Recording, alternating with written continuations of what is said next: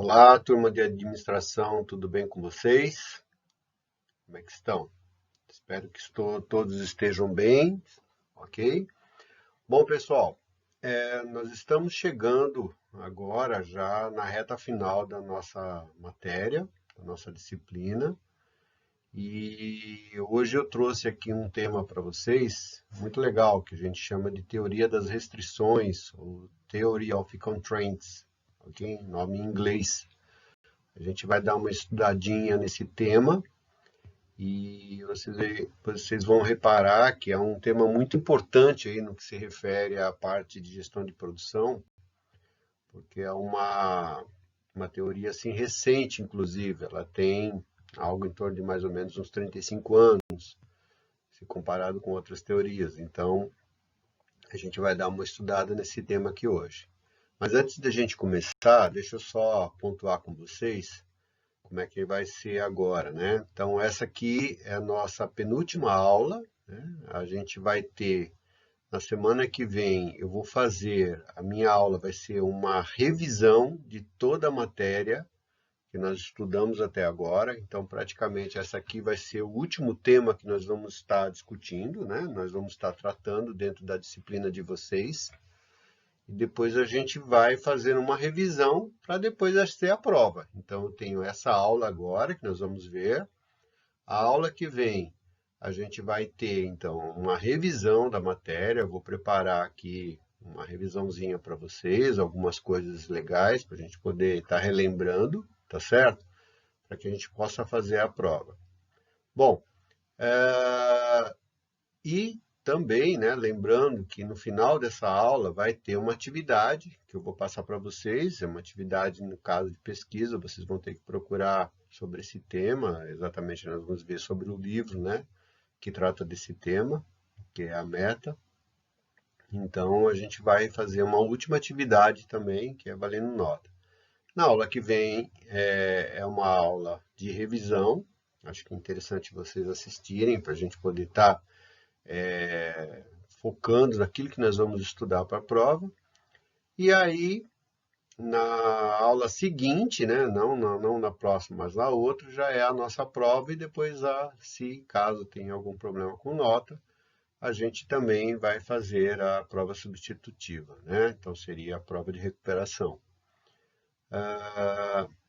Só para vocês também lembrarem, né, de todas as atividades que vocês fizeram, que me entregou todas, né? Então, a gente acumularia 4 pontos, vocês acumulariam 4 pontos de atividades, sendo que a minha prova vai valer 6 pontos, tá certo, pessoal? Então, eu vou dar uma prova para vocês, valendo 6, que seria a nota mínima da disciplina, então, a prova, mas se vocês já fizeram os trabalhos e entregaram, quem fez tudo me entregou, já tem no mínimo 4 pontos garantidos, não é verdade? Então, a prova não precisaria chegar no limite dela, mas é importante vocês tirarem a maior nota possível. Isso é legal para a gente poder mostrar aí o desempenho na disciplina, tá bom? Ok, pessoal? E qualquer dúvida também, se vocês tiverem qualquer dificuldade, pode me consultar por WhatsApp, por e-mail, que eu vou estar sempre respondendo para vocês, tá certo? Agora, não deixem de assistir às aulas, não deixem de fazer as atividades, que isso é muito importante. Nós estamos ainda com as aulas virtuais, né? Praticamente, para ser bem sincero com vocês, eu acredito que esse ano talvez a gente nem volte mais para a sala de aula e fique assim até o final. Então a gente tem que se adaptar, tem que se adequar para fazer dessa forma, né? Então, quanto mais vocês puderem estudar, quanto mais vocês puderem se aprofundar e realmente se dedicar às aulas virtuais, eu acho que seria interessante, porque para ser bem sincero com vocês, isso vai ser uma realidade no futuro aí, dos próximos anos, inclusive. Não é desse momento agora, não. Eu acho que nós vamos viver novas realidades aí, um novo modo de aprender. Então, é importante vocês estarem conscientes e cientes de que isso talvez não é só uma fase, tá? Talvez isso perdure por mais um tempo e seja uma rotina na vida de estudante de vocês, ok? Bom, pessoal, vamos então dar sequência na nossa matéria de hoje. sobre a teoria das restrições, né? Porque o TOC, né? O TOC é exatamente a abreviação de Theory of Constraints, tá ok? Seria a tradução de teoria das restrições, tá? Vamos ver o que é isso aí, pessoal. Bom, a teoria das restrições, né, ela foi apresentada pela primeira vez, né, num livro chamado A Meta, né, do Eliyahu Goldratt, né, em 1984. A Meta, um processo de aprimoramento contínuo, né? Esse livro, pessoal, eu diria para vocês que ele é mandatório para quem faz curso de administração, quem faz curso de logística, quem faz cursos de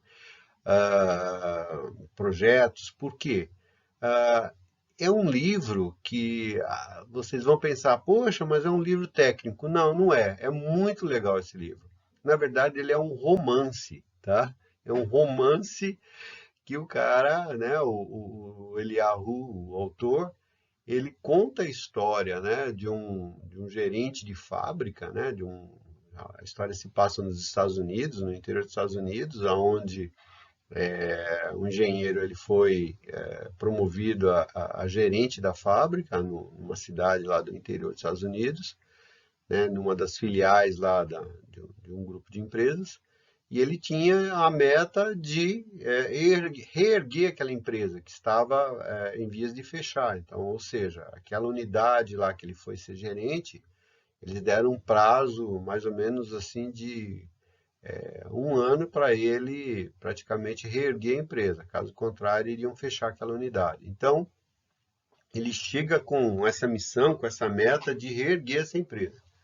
E aí ele vai, né, buscar de todas as maneiras meios e métodos para poder fazer a empresa ser produtiva, para ser uma empresa que consiga produzir a um custo baixo, que consiga vender os seus produtos. Então ele se apega aí a algumas ferramentas para de gestão.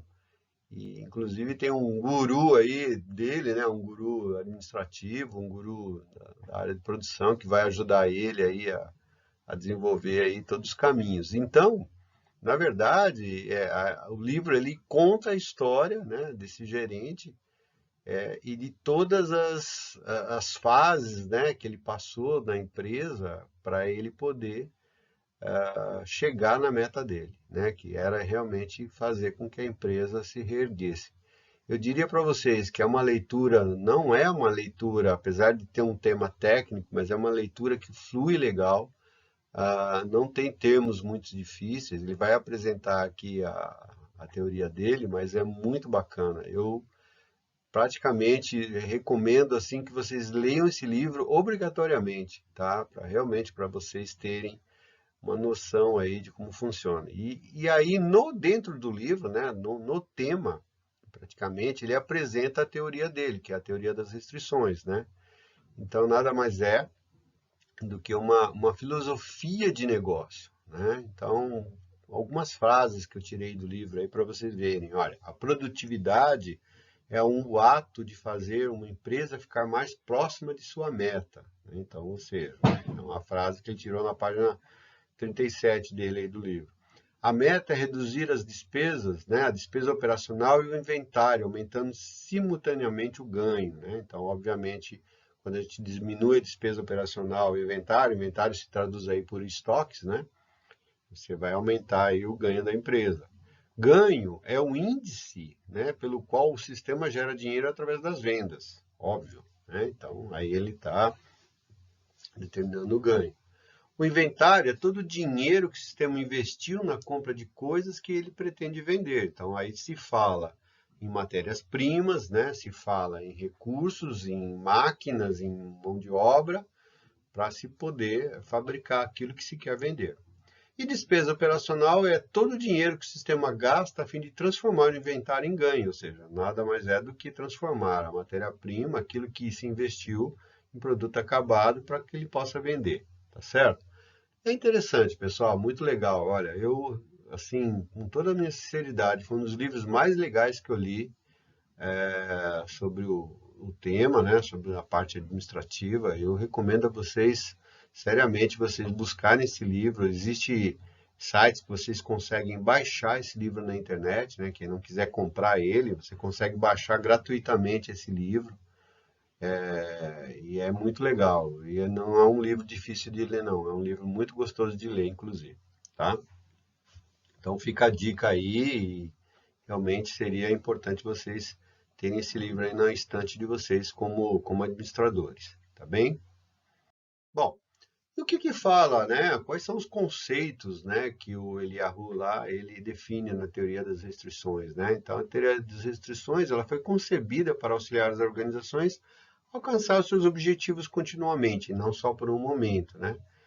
A TOC é baseada em um conjunto de princípios básicos, né, que a gente chama de axiomas, né? Alguns processos simples que você vai ter que fazer para poder identificar lá qual é o problema das restrições, né? Então, seriam perguntas estratégicas, passos para focalizar, efeito, causa, efeito, né?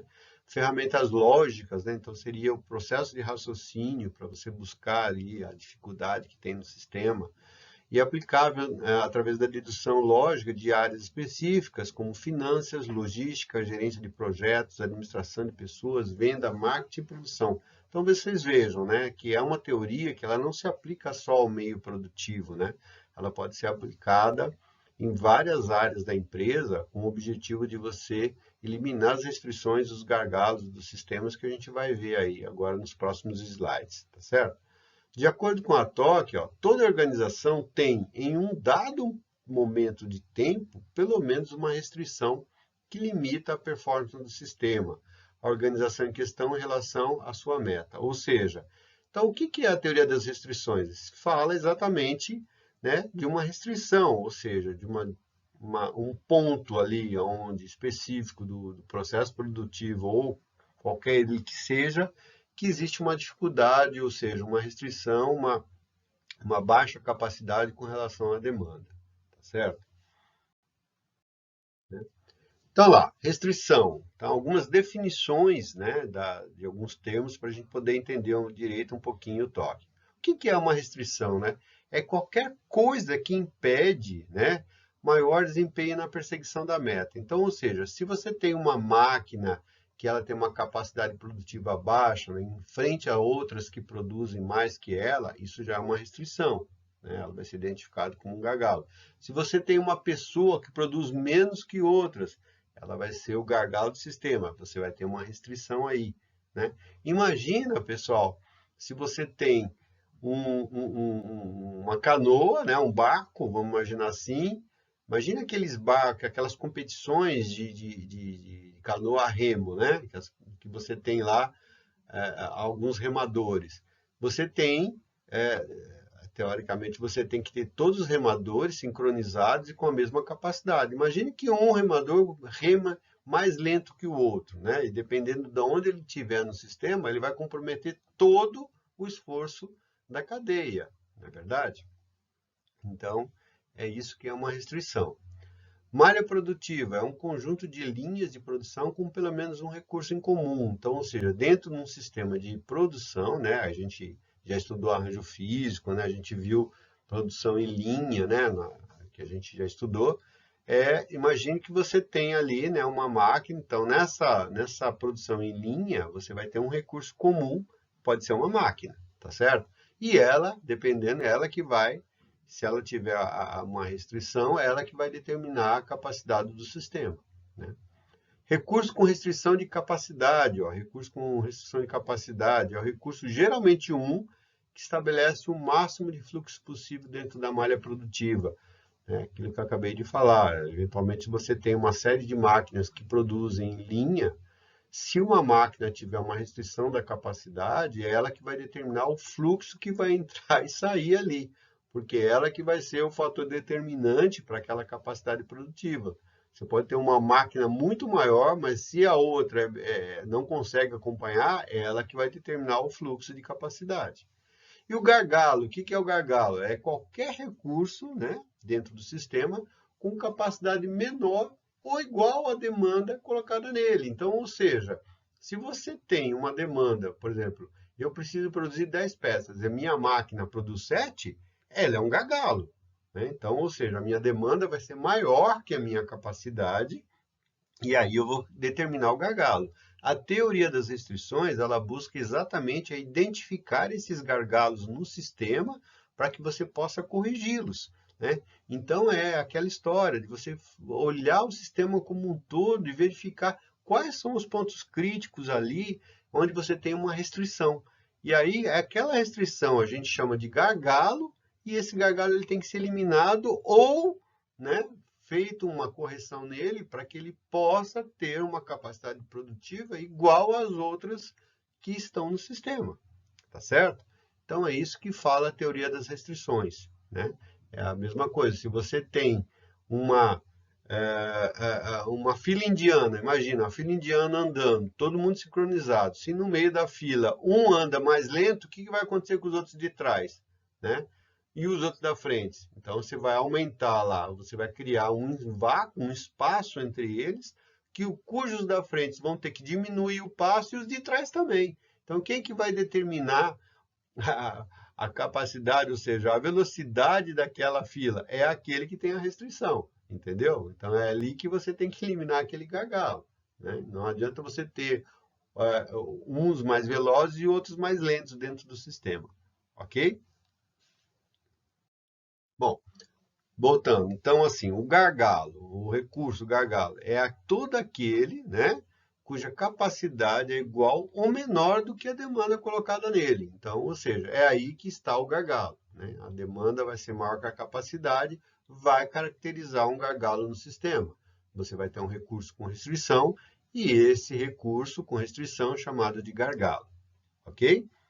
Então é assim. Bom, e como é que a gente faz, né, para a gente poder eliminar esse gargalo, não é verdade?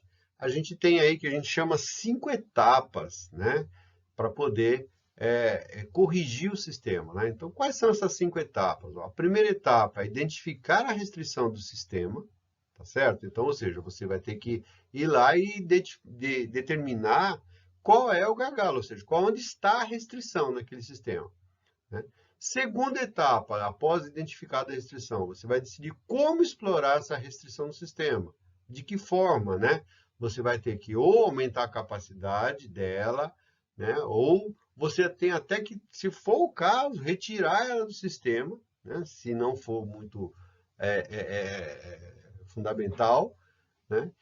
E aí, o que que acontece? Com base nela, você vai ter que subordinar tudo isso à sua decisão. Então, se você identificar e não tiver como você, por exemplo, substituir aquela máquina ou aumentar a capacidade, a sua produção vai estar restrita, ou seja, vai estar subordinada àquela restrição. Então, ou seja, para que não haja gargalo no sistema, você vai ter que diminuir a sua capacidade produtiva, tá certo?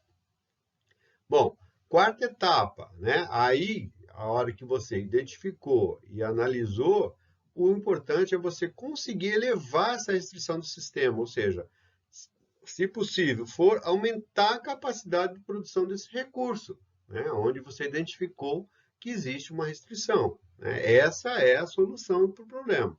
E se nada disso der certo, se numa das etapas anteriores uma restrição for quebrada, você vai ter que voltar à primeira etapa, ou seja, começar a analisar tudo de novo. Então, no livro, inclusive, ele faz isso na fábrica, né? Junto com uma equipe, ele consegue identificar todas as restrições que havia dentro do processo dele, inclusive restrições de ordem de mão de obra, de pessoas, né? E ele vai fazendo os ajustes necessários a ponto que a empresa depois ela não só recupera, como ela vira um modelo para as outras, né? Enfim, eu não vou dar mais spoiler do livro para vocês, não. Acho que é importante vocês buscarem isso aí, ler, que vocês vão entender que vai ficar legal, tá certo? Então, ou seja, essas são as 5 etapas que a gente tem dentro do processo para a gente poder identificar e corrigir uma restrição, né? E uma coisa importante, olha, não deixe, né, que a inércia se torne, né, a restrição do sistema, ou seja, o que é a inércia? Né? É ato, né, daquilo que de um corpo permanecer em repouso ou em movimento a partir do momento que uma força exerce sobre ele. Então, ou seja, se você não pode deixar que fique a coisa parada, você tem que sempre buscar essa melhoria contínua, sempre estar fazendo avaliações do sistema de forma que você consiga identificar novas restrições, se for o caso, né? Porque as restrições, elas aparecem, né, à medida que o processo evolui, tá certo, pessoal? Bom, e quando você consegue corrigir uma restrição, qual é uma consequência? Quais são as consequências que traz isso para você, né?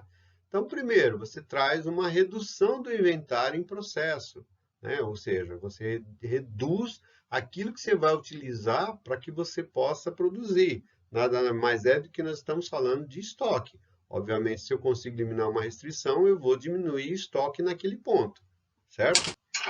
Eu consigo também um menor tempo de resposta ao mercado. Se o meu sistema ele tem uma capacidade igual à demanda, eu consigo atender a demanda em menor tempo, tá certo? Então, é um menor tempo de resposta ao mercado.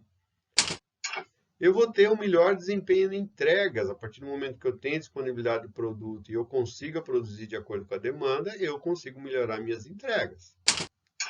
E vou ter um menor lead time de fabricação. O lead time é o tempo de fabricação, né? É o momento, é a partir do momento em que você entra com matéria-prima, né, até o produto final. Então, esse lead time de fabricação ele vai ser menor a partir do momento que você elimina ou restringe os gargalos, ok?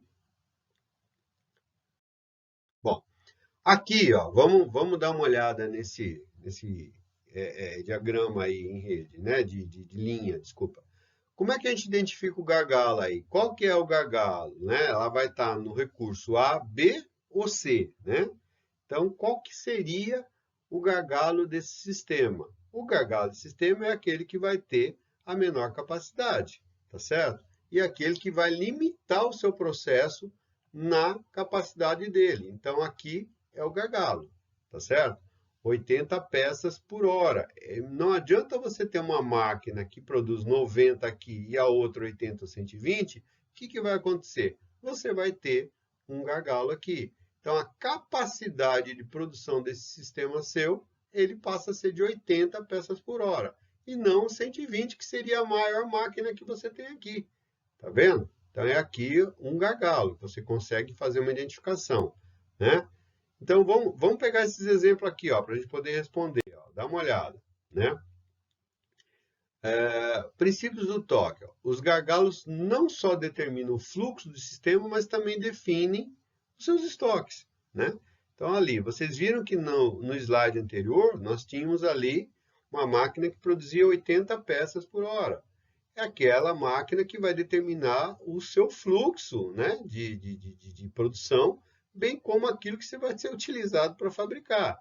Então, de novo, né, naquele exemplo, não adianta você ter uma máquina com uma capacidade maior se uma não consegue acompanhar, né? A programação de atividades e a capacidade produtiva devem ser consideradas simultaneamente e não sequencialmente, né? Óbvio, porque aquilo que eu mostrei para vocês, não é na sequência, eu não vou produzir 90, depois 80, 120, não. Ali ela vai trabalhar na simultâneo, ou seja, vai ter 80 peças por hora. Não adianta eu ter uma capacidade, porque senão eu não vou conseguir acompanhar. Tá certo, pessoal? Aqui. Imagine aí, ó, só já respondi para vocês. Imagine uma linha de produção com 3 máquinas, né? A primeira máquina tem capacidade para processar 200 produtos por hora, a segunda 150 e a terceira 300. Qual é a capacidade do meu sistema nesse caso aí, né? Obviamente vai ser a máquina que tem a restrição. Vai ter 150 produtos por hora. Essa é a capacidade do meu sistema. Entendeu? Não é a capacidade de 300. A capacidade do meu sistema é 150 produtos por hora. Porque ela que vai, é o gargalo que vai determinar a capacidade do meu sistema. Né? Pelo que nós estamos estudando. É aí que se aplica a teoria das restrições. Né? Não adianta eu ter uma máquina que produz 300, eu nunca vou conseguir chegar a produzir 300. Porque a outra máquina, a segunda, né, que é estou falando uma produção em linha, vocês estão entendendo ali, né? Uma máquina depende da outra. Nesse caso específico, né, a capacidade passa a ser a que tem a restrição do processo, que no caso 150. Outra pergunta, o que aconteceria se eu reduzir, se a primeira produzisse a máxima capacidade que ela produz, né? que seria 200. Então, imagine o seguinte, eu tenho a máquina 200, eu vou, em vez de eu produzir 150, que é a minha capacidade do sistema, não, eu vou, ela produz 200, eu vou produzir 200. Só que, aí nesse caso, haveria um gargalo nesse ponto, devido à restrição da capacidade de segunda máquina em 150 peças, né? Então, o que haveria? Haveria um estoque excedente de produto em processo da ordem de 50 peças, não é verdade? Se eu produzo 200 lá na primeira máquina, mas a minha segunda máquina continua produzindo 150, eu vou ter um excesso, um estoque ali de produtos em processo de 150 peças. E isso é custo, né? Isso tem que vai acumular um determinado ponto de processo que, obviamente, vai atrapalhar todo o sistema, certo? Então, por isso que você tem que reduzir, né, a sua capacidade para 150, porque senão você vai gerar estoque desnecessário, inventários desnecessários, né? E a outra pergunta aqui, ó.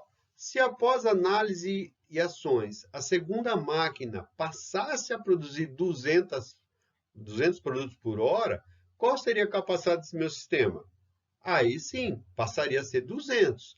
Apesar da outra máquina produzir 300, nesse caso aqui, a primeira e a segunda máquinas, né? Elas são as restritivas. Aí as duas máquinas passam a ser a restrição do sistema, né? E aí a minha capacidade passa a ser de 200 produtos por hora, tá certo? E quando é que eu consigo, né? Em que situação seria possível produzir os 300 produtos por hora? Aí só tem um jeito, ó, se todas as três máquinas aumentassem sua capacidade de produção para 300 produtos por hora. Não adianta só uma máquina, né? Eu tenho que elevar a restrição do sistema, lembra? Né? Eu tenho que aumentar a capacidade de produção desde que possível, né? A ponto de todo o sistema estar equilibrado. Nesse caso aqui, eu teria que as três máquinas produzirem a mesma quantidade de produtos por hora, né? Então, nesse exemplo que eu passei para vocês, a gente analisa dessa forma, tá certo? Ou seja, as três máquinas teriam que ter a mesma capacidade produtiva, tá certo? Bom, e concluindo, pessoal, né? Então, o que nós chegamos à conclusão do quê, né? Que o toque, na verdade, ele não é uma ferramenta de eficiência, mas é uma filosofia para o planejamento da produção, ancorada em técnicas de programação linear, na qual as restrições determinam o desempenho, a lucratividade do sistema. Então, é aquilo, ou seja, essa teoria, né, fez com que as empresas começassem a olhar com calma, né, com outros olhos, essa parte do desempenho, essa parte das restrições, né, de cada sistema, para que ela pudesse se definir e, inclusive, determinar a sua capacidade produtiva, tá certo? Então, é uma teoria muito legal, uma teoria relativamente nova, né? Se a gente comparar que ela foi desenvolvida pelo Eliyahu em 1984, né? Então, é uma teoria relativamente nova no setor de administração, tá? Dentro da área administrativa, tá certo, pessoal? Bom, então, assim, para vocês se aprofundarem um pouquinho melhor nesse tema, a minha atividade que eu passei para vocês dessa aula é exatamente fazer uma pesquisa sobre o livro, tá? Então, vocês vão ter que pesquisar o livro A Meta dentro da internet e fazer um resumo dele. Então, ou seja, eu quero que vocês leiam um resumo, ou seja, vejam, dê uma aprofundada no tema e faça uma resenha, um resumo para mim desse livro, né? Que vai ser a atividade dessa aula aí. É o objetivo de vocês se aprofundarem um pouquinho mais nesse tema e eu sugiro a vocês, eu recomendo com todo carinho que vocês lessem esse livro, porque não é um livro técnico, é um romance, é muito bacana. Eu acho que agregaria muito aí para vocês, né, no conhecimento de vocês, principalmente como administradores. Tá bom, pessoal? Bom, então é isso. Eu agradeço, então, pela atenção e a gente se vê na próxima aula com um resumo, então, de toda a matéria que a gente teve até agora, né? Para a gente poder estar depois fazendo a prova. Tá bom? Obrigado, pessoal. Fiquem com Deus. Então, até a próxima aula, tá bem? Um abraço a todos.